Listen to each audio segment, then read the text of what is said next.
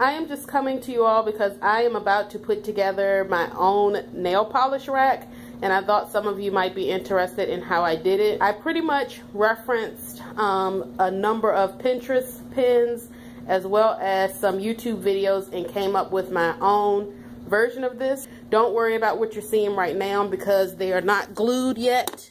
I just have them kind of sitting up. I did choose dimensions of 2 by 3 for the backboard, so 2 across and 3 down. The original board I purchased from Lowe's, and it was 2 by 4, so I did have to get it trimmed down. And I just got kind of a middle of the road affordable. I think they were each like maybe $2 or $3, maybe $2 per strip, and then the back one was about $4. The Lowe's that I go to does not trim this type of board. It only trims like the industrial board, so I actually had to get my dad to trim the board to dimension for me. So make sure you keep that in mind if you go to your Home Depot or Lowe's. Ask them if they trim the wood. Some of them do, but the smaller ones sometimes do not. Each of these individual boards, which will eventually end up being shelves, are of course 2 feet wide as well, and they are trimmed to that diameter. They came in 4 feet increments.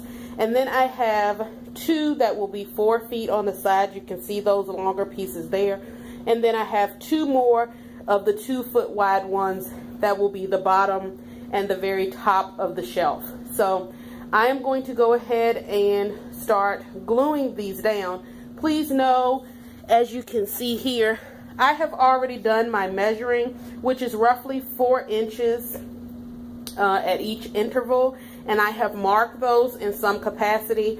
I've also double checked to make sure that they're about as even as I can make them, because I don't want them to be off in any way, or else I'm going to have polish sliding all around and it's not going to be as aesthetically pleasing as I would like.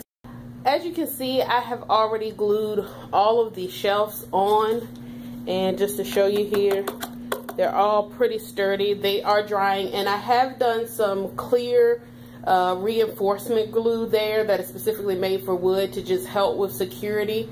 And I'm going to go back in and do some additional filling in to just give added security everywhere. But this is how it is looking so far. I'm going to do the top shelf there, adhere the piece of wood there, and then the final piece on the side, and I will be done. Alright ladies, I am just giving you a closer view here of the unit itself to give you an idea of how many this holds, including everything that I have here. I have 181 bottles of polish.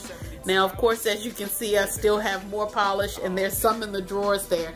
But that is not a bad hold at all.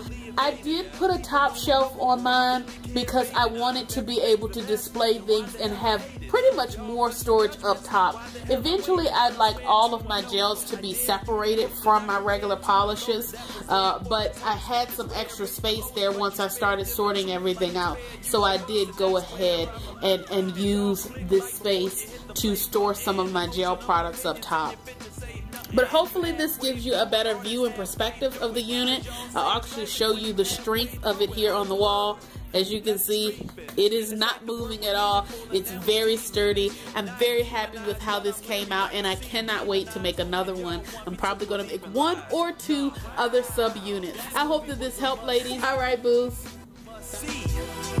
Heard his verse, he murdered that. His album is a classic.